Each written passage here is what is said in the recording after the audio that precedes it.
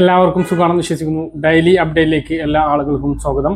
നാളെ ജൂലൈ 10-ാം തീയതിയും തുറന്നുള്ള ദിവസങ്ങളിലും നിങ്ങൾ ശ്രദ്ധിക്കേണ്ട വളരെ പ്രധാനപ്പെട്ട കാര്യങ്ങളാണ് ഈ ഒരു വീഡിയോയിൽ വ്യക്തമാക്കുന്നത്. വീഡിയോയുടെ വിശദാംശങ്ങളിലേക്ക് ഇറക്കുന്ന മുമ്പ് കൂടുതൽ ആളുകളിലേക്ക് ഇൻഫർമേഷൻ എത്താൻ ഷെയർ ചെയ്യുക, ലൈക്ക് ചെയ്യുക, ഫേസ്ബുക്കിലൂടെ കാണുന്ന ആളുകൾ ഫോളോ ചെയ്യുക. വീഡിയോയുടെ വിശദമായ വിവരങ്ങളിലേക്ക് വരാം. ശാരീരിക മാനസിക വെല്ലുവിളികൾ നേരിടുന്ന രോഗിയെ സംരക്ഷിക്കുന്ന ശ്വാസകിരണം പെൻഷൻ പദ്ധതിയിലേക്കുള്ള അപേക്ഷ ക്ഷണിച്ചിട്ടുണ്ട്. പൂർണ്ണമായി കിടപ്പിലായ രോഗികൾ, മാനസിക വെല്ലുവിളികൾ നേരിടുന്നവർ, ഓട്ടിസം, സെറിബ്രൽ പാൾസി ബാധിച്ചവർ, കടുത്ത മാനസിക രോഗമുള്ളവർ, അന്ധത ബാധിച്ചവർ, ക്യാൻസർ, പക്ഷാഘാതം എന്നിവ വന്ന് തീർത്തും കിടപ്പിലായവർ, എൻഡോസൾഫാൻ ദുരിതബാധിതർ എന്നിവരെ സംരക്ഷിക്കുന്ന ബന്ധുവിന് സാമൂഹ്യ സുരക്ഷാ മിഷൻ നടപ്പിലാക്കുന്ന പദ്ധതിയാണ് ആശ്വാസകിരണം പദ്ധതി. ഈ പദ്ധതിയിലേക്കുള്ള അപേക്ഷ ഇപ്പോൾ ക്ഷണിച്ചിട്ടുണ്ട്. നിശ്ചിത അപേക്ഷാ ഫോം ഇതിന് ലഭ്യമാണ്. വരുമാന പരിധി 1 ലക്ഷം രൂപക്ക് താഴെയായിരിക്കണം. BPL റേഷൻ കാർഡിൽ ഉൾപ്പെട്ടിട്ടുള്ളവർക്ക് ഇത് ലഭിക്കുന്നതാണ്. APL വിഭാഗക്കാരാണ് എങ്കിലാണ് 1 ലക്ഷം രൂപക്ക് താഴെ വാർഷിക വരുമാനം തെളിയിക്കുന്ന വരുമാന സർട്ടിഫിക്കറ്റ് വേണ്ടത്. പരിചരിക്കുന്ന വ്യക്തിക്ക് മറ്റ് ജോലികളോ വരുമാന മാർഗങ്ങളോ ഇല്ലാത്ത ആളായിരിക്കണം. രോഗിക്കും സർക്കാർ മേഖലയിൽ നിന്നോ മറ്റ് ഏജൻസികളിൽ നിന്നോ സമാനമായ പരിചരണ ആനുകൂല്യങ്ങളോ മറ്റ് ആനുകൂല്യങ്ങളോ പാടില്ല. എന്നാൽ രോഗി വികലാംഗനോ വാർദ്ധക്യത്തിലെത്തിയ ആളോ ആണ് എങ്കിൽ അവർക്ക് ലഭിക്കുന്ന സാമൂഹ്യ സുരക്ഷ 2000 രൂപ പെൻഷൻ ഇതിനൊരു തടസ്സമാകില്ല. പൂരിപ്പിച്ച അപേക്ഷാ ഫോം മെഡിക്കൽ ബോർഡ് അല്ലെങ്കിൽ സർക്കാർ ഡോക്ടർ ഒപ്പിട്ടിട്ടുള്ള മെഡിക്കൽ സർട്ടിഫിക്കറ്റ്, രോഗിക്ക് പൂർണ്ണമായിട്ടുള്ള പരിചരണം ആവശ്യമാണ് എന്നുള്ളത് തെളിയിക്കുന്നതിനാണ് ഈ ഒരു സർട്ടിഫിക്കറ്റ്. അപേക്ഷകന്റെയും രോഗിയുടെയും ആധാറിന്റെ കോപ്പി, റേഷൻ കാർഡിന്റെ കോപ്പി, അപേക്ഷകന്റെ പാസ്ബുക്കിന്റെ കോപ്പി, അതായത് രോഗിയുടെ അക്കൗണ്ടിലേക്കല്ല, നോക്കുന്ന ആളുടെ അക്കൗണ്ടിലേക്കാണ് ഈ ഒരു സഹായം ലഭിക്കുക. ഈ നോക്കുന്ന ആളുകൾക്ക് അർഹതപ്പെട്ടിട്ടുള്ളതാണ് ഈ ഒരു സഹായം. വരുമാന സർട്ടിഫിക്കറ്റ് വില്ലേജ് ഓഫീസിൽ നിന്നും ലഭിക്കുന്ന വരുമാന സർട്ടിഫിക്കറ്റ്. BPL റേഷൻ കാർഡാണ് എങ്കിൽ വരുമാന സർട്ടിഫിക്കറ്റിന്റെ ആവശ്യം ഇല്ല. അപേക്ഷാ ഫോം കേരള സാമൂഹ്യ സുരക്ഷാ മിഷന്റെ ഔദ്യോഗിക വെബ്സൈറ്റ് ആയ socialsecuritymission.gov.in എന്ന വെബ്സൈറ്റിൽ നിന്നും ലഭിക്കുന്നതാണ്. ആശാവർക്കർമാരുടെ കയ്യിൽ നിന്നും അംഗനവാടികളിൽ നിന്നും ഇതിന്റെ അപേക്ഷാ ഫോം ലഭിക്കുന്നതാണ്. പൂരിപ്പിച്ച അപേക്ഷാ ഫോം ബന്ധപ്പെട്ട ശിശു വികസന ഓഫീസിൽ അല്ലെങ്കിൽ CDPOയിലാണ് സമർപ്പിക്കേണ്ടത്. അപ്പോൾ നിലവിലുള്ള പദ്ധതിയിലേക്കുള്ള അപേക്ഷ പുതിയ സർക്കാർ വന്നതിന് ശേഷം ക്ഷണിച്ചിട്ടുണ്ട്. അർഹതയുള്ളവർ അപേക്ഷിക്കുക. വെബ്സൈറ്റിൽ കയറിയിട്ട് അപേക്ഷാ ഫോം ഡൗൺലോഡ് ചെയ്യുക. അല്ലെങ്കിൽ നിങ്ങളുടെ തൊട്ടടുത്ത അംഗനവാടിയിലോ ആശാ വർക്കർമാരുമായിട്ടോ ബന്ധപ്പെട്ടാൽ അല്ലെങ്കിൽ നിങ്ങളുടെ സാമൂഹ്യാരോഗ്യ കേന്ദ്രമായിട്ടോ ബന്ധപ്പെട്ടാൽ അപേക്ഷാ ഫോം ലഭിക്കുന്നതാണ്. അപേക്ഷാ ഫോം വാങ്ങിയതിനു ശേഷം പൂരിപ്പിച്ചതിന് ശേഷം അവരുടെ അടുത്ത് തന്നെ ബന്ധപ്പെട്ട രേഖകൾ സഹിതം അപേക്ഷ നൽകാൻ വേണ്ടി ശ്രദ്ധിക്കുക. മാസം 1000 രൂപയാണ്. ക്ഷേമ പെൻഷന് പുറമെയാണ് ഈ ഒരു 1000 രൂപ ലഭിക്കുന്നത് എന്നുള്ളതും മനസ്സിലാക്കുക. സംസ്ഥാനത്ത് 2 മാസത്തെ ക്ഷേമ പെൻഷൻ അറിയിപ്പുകൾ ഇങ്ങനെയാണ്. ജൂലൈ പെൻഷൻ വിതരണം 2000-ന് ശേഷം ഓഗസ്റ്റ് പെൻഷൻ 4000 രൂപ ലഭിക്കും. ഈ 2 മാസത്തിനിടയ്ക്ക് 6000 രൂപയാണ് ഇനി എത്തിച്ചേരുന്നത്. UDF സർക്കാർ വന്നതിന് ശേഷമുള്ള ആദ്യ ഓണാഘോഷത്തിൽ മുൻകൂറായി 1 മാസത്തെ പെൻഷൻ ലഭിക്കും എന്നുള്ളതാണ് സൂചനകൾ. പെൻഷൻ വിതരണവുമായി ബന്ധപ്പെട്ട വളരെ പ്രധാനപ്പെട്ട അറിയിപ്പുകളാണ് ഈ ഒരു വീഡിയോയിൽ വ്യക്തമാക്കുന്നത്. സംസ്ഥാനം വീണ്ടും കടമെടുത്തു. കഴിഞ്ഞ ദിവസമാണ് 1800 കോടി രൂപ കടമെടുത്തത്. ഇതിനു വേണ്ടിയിട്ടുള്ള കടപ്പത്രം നേരത്തെ പുറപ്പെടുവിച്ചിരുന്നു. റിസർവ് ബാങ്കിന്റെ മുംബൈ ഫോർട്ട് ഓഫീസിൽ വെച്ച് ഈ കുബേർ സംവിധാനത്തിലൂടെ ജൂലൈ 7-ാം തീയതിയാണ് 1800 കോടി രൂപ കടമെടുത്തിട്ടുള്ളത്. വിവിധ ഭരണപരമായിട്ടുള്ള ചെലവുകൾക്ക് വേണ്ടിയിട്ടാണ് ഈ ഒരു തുക കടമെടുത്തിട്ടുള്ളത്. 21-ാം തീയതി ചൊവ്വാഴ്ചയും കടമെടുപ്പുണ്ടാകും. അതായിരിക്കും ക്ഷേമ പെൻഷന് വേണ്ടിയിട്ടുള്ള കടമെടുപ്പ്. അതിനുശേഷം തുക വിതരണം നടക്കുകയും ചെയ്യും. ജൂലൈ മാസത്തെ പെൻഷൻ ജൂലൈ 23, 24 തീയതികളിലായി എത്തിച്ചേരുന്നതാണ്.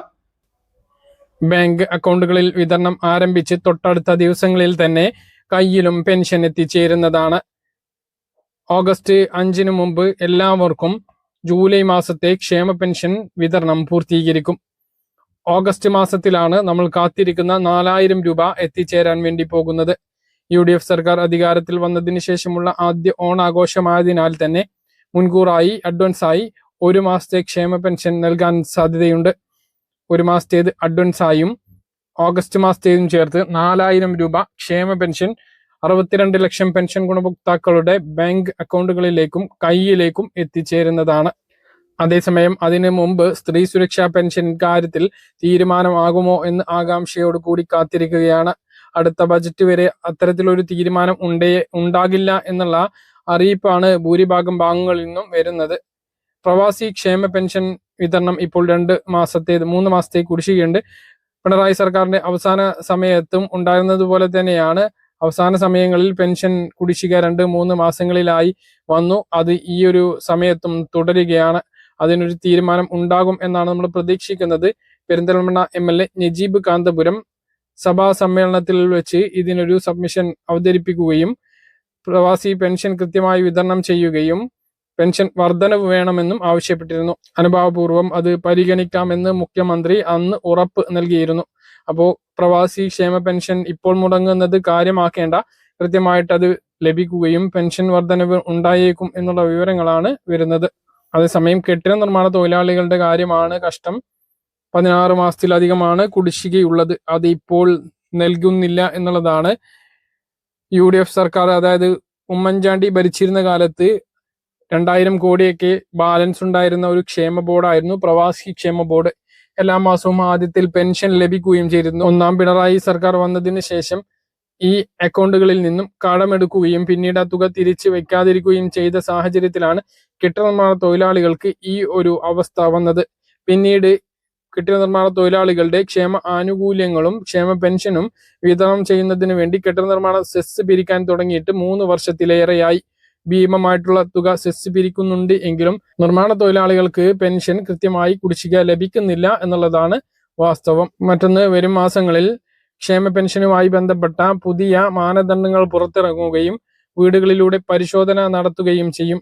കൃത്യമായ പരിശോധന നടത്തുമ്പോൾ അനർഹരാണ് എന്ന് കണ്ടെത്തിയവരെ ഒഴിവാക്കുകയും കൂടുതൽ അർഹർക്ക് ഉൾപ്പെടുന്നതിന് വേണ്ടിയുള്ള മാനദണ്ഡങ്ങൾ പരിഷ്കരിക്കുകയും ചെയ്യുന്നതാണ്.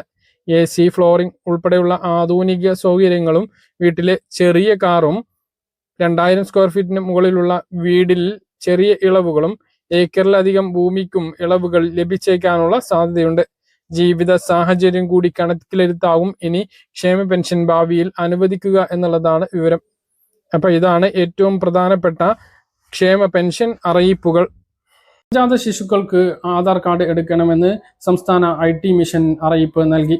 അതോടൊപ്പം തന്നെ 5 വയസ്സ് കഴിഞ്ഞിട്ടുള്ള കുട്ടികളുടെ ആധാർ കാർഡിന്റെ ബയോമെട്രിക് പുതുക്കണം. 15 വയസ്സ് കഴിഞ്ഞതിന് ശേഷവും പുതുക്കണം. ഇതുമായി ബന്ധപ്പെട്ട് സംസ്ഥാന IT മിഷൻ പൊതുജനങ്ങൾക്ക് നൽകിയിട്ടുള്ള നിർദ്ദേശങ്ങളാണ് വായിക്കുന്നത്. ഒന്നാമത്തേത്, കുട്ടികൾക്ക് ആധാർ രജിസ്ട്രേഷൻ.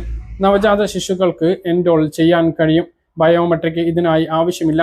കുട്ടികളുടെ പേര് ചേർത്ത ജനന സർട്ടിഫിക്കറ്റ് മാത്രം ഇതിനായി മതി. ഇത് എല്ലായ്പ്പോഴും രജിസ്ട്രേഷൻ സൗജന്യമാണ്. മറ്റൊരു പ്രധാനപ്പെട്ട കാര്യം, 5 വയസ്സ് കഴിഞ്ഞ കുട്ടികളും 15 വയസ്സ് കഴിഞ്ഞ കുട്ടികളുടെയും രക്ഷിതാക്കൾ ശ്രദ്ധിക്കേണ്ടതാണ്. ഐറിസ് സ്കാൻ ബയോമെട്രിക് സൗജന്യമായി ചേർക്കാം. സെപ്റ്റംബർ മാസം വരെയാണ് ഇത് സൗജന്യമായിരിക്കുക എന്നാണ് ഇപ്പോൾ അറിയിപ്പിൽ വ്യക്തമാക്കുന്നത്. 5 വയസ്സിലും 15 വയസ്സിലും നിർബന്ധമായിട്ടും ബയോമെട്രിക് വിവരങ്ങളായിട്ടുള്ള ഫിംഗർ പ്രിന്റും ഐറിസ് സ്കാനും ചേർത്തിട്ടില്ല എങ്കിൽ ആധാർ കാർഡ് അസാധുവാകുമെന്നാണ് അറിയിപ്പ്. School, college admission, scholarship, PAN card, DigiLocker, Aadhaar ID, NEET, JEE, KEAM രജിസ്ട്രേഷനുകൾ തുടങ്ങിയ സേവനങ്ങൾ ഭാവിയിൽ നഷ്ടപ്പെടും എന്നുള്ളതാണ് മുന്നറിയിപ്പിൽ വ്യക്തമാക്കുന്നത്. അടുത്ത അറിയിപ്പ്, ഈ വർഷം ഡിസംബർ മാസം വരെ ആപ്പ് വഴി എല്ലാ വിവരങ്ങളും സൗജന്യമായി അപ്ഡേറ്റ് ചെയ്യാം എന്നുള്ളതാണ് വിവരം.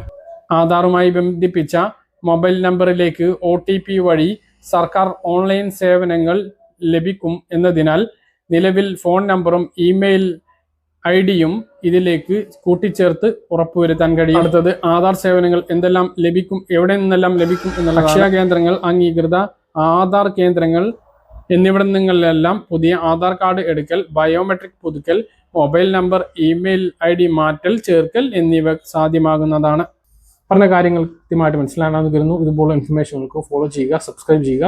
മറ്റൊരു വീഡിയോയുമായി നമുക്ക് കാണാം. ബൈ.